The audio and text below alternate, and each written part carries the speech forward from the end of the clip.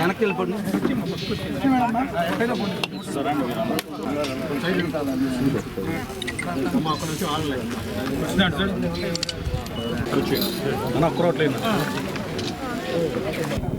Nellore rural నియోజకవర్గంలో 30వ డివిజన్లో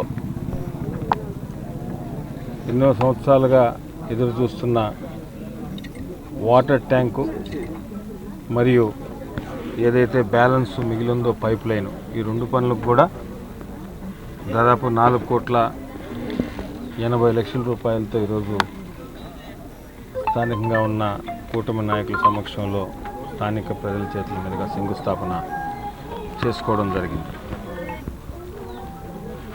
దీనికి సంబంధించి ఏదైతే ఈ పైప్ లైన్ ఉందో, ఇంతకుముందు ఈ పైప్ లైను దాదాపు 36 కిలోమీటర్లు లే చేయడం జరిగింది.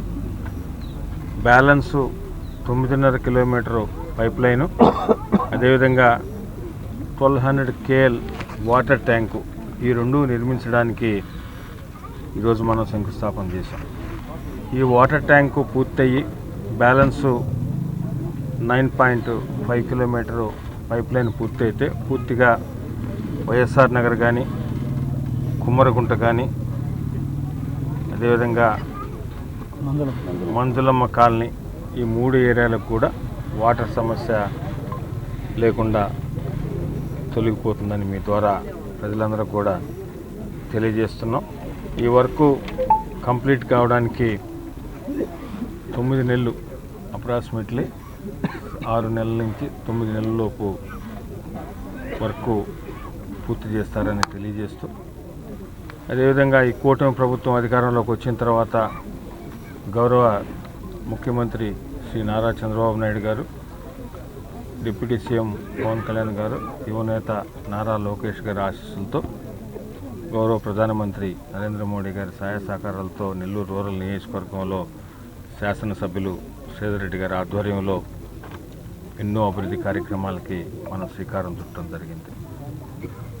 ఏ అభివృద్ధి కార్యక్రమం అయినా శంకుస్థాపన చేసిన రోజే ఆ పని ఎప్పుడు లోపల పూర్తవుతుందో కూడా చెప్పి శంకుస్థాపన చేయడం జరుగుతుంది. అదేవిధంగా ఈ ప్రభుత్వం, కూటమి ప్రభుత్వం వచ్చిన తర్వాత 2 సంవత్సరాల కాలంలో ఏ పని అయినా అభివృద్ధి పని శంకుస్థాపన చేస్తే ఆ పని పూర్తి చేస్తూ కూడా చెప్పిన టైంకి ఇస్తూ వచ్చాం. అదేవిధంగా ఇది కూడా 6 మంత్స్ నుంచి 9 మంత్స్ లోపల పూర్తిగా అటు వాటర్ ట్యాంక్ కానీ, బ్యాలెన్సు పైప్ లైన్ కానీ పూర్తి చేసి ఇస్తామని మీ ద్వారా ప్రజలకు తెలియజేస్తూ, ఈ 37 డివిజన్లో వివిధ రకాల పనులకి రోడ్లు కానీ, ట్రైన్లు కానీ, కరెంటుకు సంబంధించి కానీ, ఇతరితర అభివృద్ధి పనులకు స్థానిక ప్రజల సూచన సలహా మేరకు, స్థానిక నాయకుల సలహాల సూచన మేరకు దాదాపు 10,15,00,000 రూపాయలు ఇప్పటిదాకా కూడా ఖర్చు చేయడం జరిగింది. చాలా పెద్ద డివిజన్, ఇంకా కూడా చేయాల్సినవి ఉన్నాయి. తప్పకుండా స్థానిక కూటమి నాయకులు సలహాలు సూచనలు తీసుకొని, అదేవిధంగా స్థానికంగా ఉండే ప్రజల సూచన మేరకు, అదేవిధంగా ప్రజా దర్బార్లో వచ్చే వినతుల మేరకు తప్పకుండా ఇంకా చేయాల్సినవి కూడా రాబో రోజుల్లో చేస్తామని మీ ద్వారా తెలియజేస్తూ, నువ్వు అది గుర్తు పెట్టుకొని చెప్పు, ఇప్పుడు అప్పుడు చెప్పేసి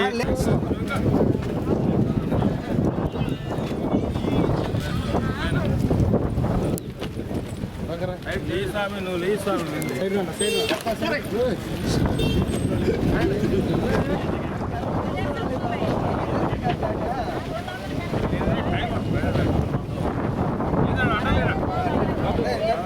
అర్థం లేదా